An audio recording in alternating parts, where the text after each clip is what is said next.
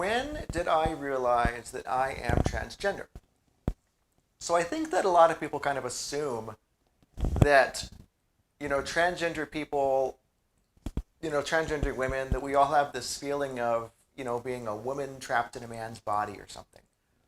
Or, you hear the typical answer, being transgender is having an inward sense of gender identity that is different than the sex you were assigned at birth. Okay, so I must have always felt like I'm really a girl. Like as a matter of fact, I came out to someone recently and they said, "So what? You're really a woman? That's how you feel." And I kind of had to explain to her that's honestly that's really not how I feel, and that's really not how most transgender people feel. So, but personally, when I realized that I was transgender, okay, it wasn't that one day I realized, because I'm 49 years old now. So it wasn't like after 49 years I finally realized that I'm a woman trapped in a man's body. It wasn't that for the last 49 years I've been suppressing all these feelings and that's how I really felt and I just been pretending that I didn't feel that way. Okay? It wasn't that all this time inwardly I really always knew that I was really a girl and I just been kind of pretending to be a guy.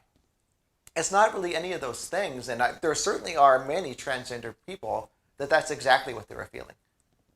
But I would honestly say that most transgender people, that's really not what they were feeling. So if I was to go back to my own feelings, okay, so we'll go back and dig a little bit into my own childhood. I remember being a child and, seeing my sister getting so dolled up every morning. My mom doing her hair and my sister hating it because it hurt, and all of her cute little dresses and everything. And honestly, I remember just feeling so envious of that. I don't know if it was of the attention or what it was, but of all the dolled upness. I just loved it. I remember just wanting that. I remember, the mother of one of my friends, cross-dressing him kind of as kind of a joke. And everybody thought it was funny and he thought it was funny. But I wanted that. And I even asked my mom to do that to me. And she was like, no, can I do it? No, you can't. And so I dropped it. I remember, going into my little sister's room when I'd be at home alone, which was a lot. I was kind of a latchkey kid growing up. And I would put on my little sister's clothes, the ones I can fit into, and just play with her toys and hang out in her room and just imagine that it was my room. And so I remember having these feelings of really liking girl things, of thinking of myself as a boy, and I liked boy stuff too. I had lots of regular boys toys, but I really liked all the girl stuff my sister had too, and I just, as I got older, that went from girl toys to, I guess, more adult interests, and I just never really developed a lot of male interests, and I kind of had a lot of feminine interests, and maybe some people would just say I was sensitive, and there's a lot of guys that have those interests that aren't transgender, and you know what, they're right. There are plenty of guys that like, walking around in gardens or the ballet or tea or all these things, that aren't really transgender. But for me, I liked those things because they were feminine things. That just expressing myself and doing the things that girls do, that I enjoyed that you know I enjoyed the feeling of women's clothes, of wearing women's clothes. you know I enjoyed going out and being a woman in society. Okay, so where I realized that I was transgender is as I got older. I had always had these feelings of liking these things but kind of suppressing them and limiting what I did.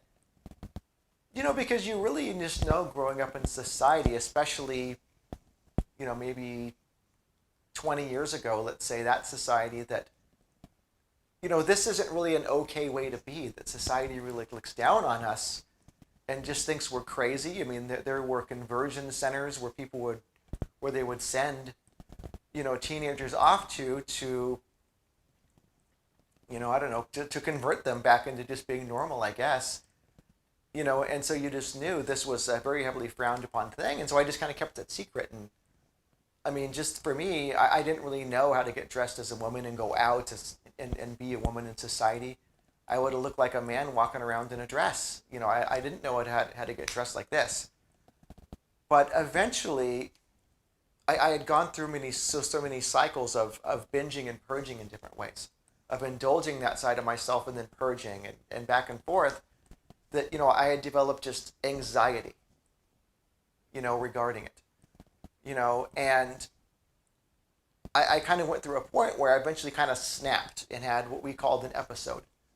And it wasn't, I don't know if you would call it a mental breakdown or what you would call it, but I just had all of a sudden such extreme anxiety.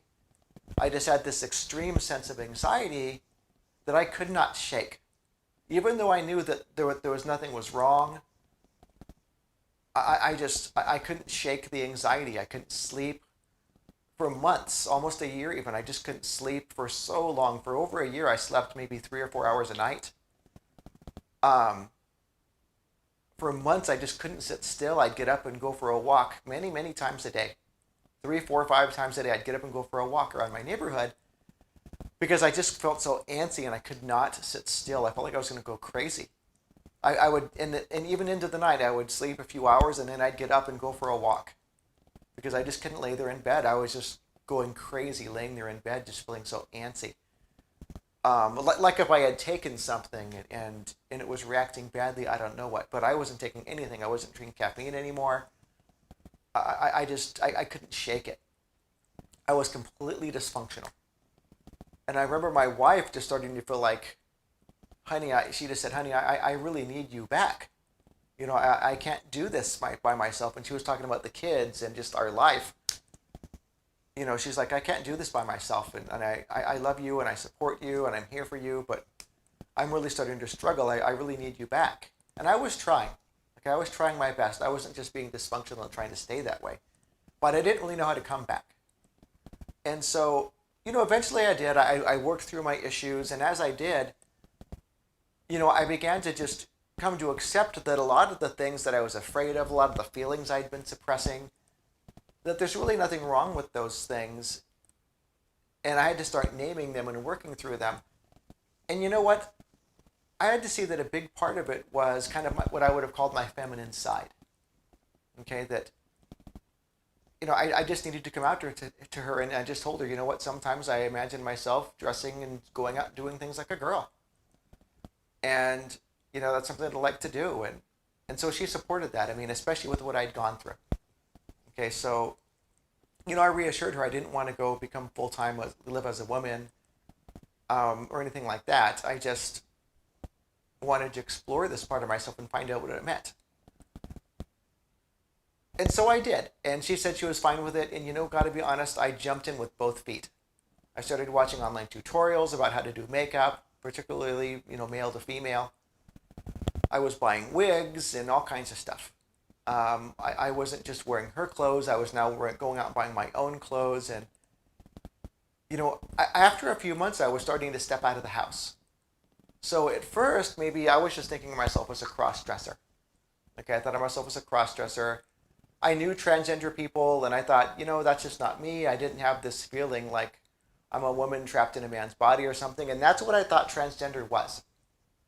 I thought that transgender was this sense of I'm a woman trapped in a man's body, or I'm a person who inwardly identifies as the opposite sex. That my inward sense of gender identity is the opposite of the sex I was born with, I was assigned at birth. And I never felt that way. I always felt like I am a guy. I always felt like that. I just really like girl things. And so as I started to go out and explore my feminine side more and get out of my house, honestly, I realized that this was way more than just dressing to me. That when I am dressed like a woman, I feel like a woman. And I just feel relaxed. I feel happy. If there was one word that would have described my feelings then and now, it was the word free. I just felt so free. Like how you feel when you're a kid, when you're at, let's say, college and you move out of your parents' house. You've been under their thumb all this time, and now you're moving out and you're living your own life. I just felt like now I'm finally living the life that I want to be living. I'm finally being myself. I just felt so free, and that just felt so good. As I started to present to people and things, you would think that my feelings were like I'm putting on some kind of a mask and being phony. But you know how I felt was that it was exactly the opposite of that. I felt like I was taking off a mask, like I'm showing people, you know what, this is how I am. This is what I like. This is how I like to dress. I don't have to dress like this all the time. I feel comfortable going out of the house as a guy and doing things and everything. But there is definitely a huge side of me that loves this and that enjoys this and that always has, that prefers to do a lot of things, professional, normal life things as a woman, to engage the world as a woman. Inwardly, a lot of the times I think of myself as a woman. Okay, not physically, but mentally, emotionally. And, as I just began to be comfortable in that, I felt free. And so when I realized that I was transgender it was when I realized, this is much more than just cross-dressing. And I was able to look back on my life and realize, there's always been a lot of feminine desires and ways and things that I've always kind of suppressed. Okay? That you could have looked back and said I was just curious in the past, but, so I never really had an opportunity to explore this and to discover what it was, And I think to some degree you can't really understand something you don't have a language for. I mean, because honestly, when I was a kid, there was, I guess you could say, transvestites, and then there were transsexuals. And, one was women who dressed like men, and the other, or one were, I'm sorry, men who dressed like women, is usually what you saw, right? And then the other were women who used to be men. And, honestly, there was a part of me that when I was a kid, I really did think long and hard about having a sex change and all of that. But it just sounded too much. It sounded too much and it was too scary. And at the end of the day, I obviously chose not to have that.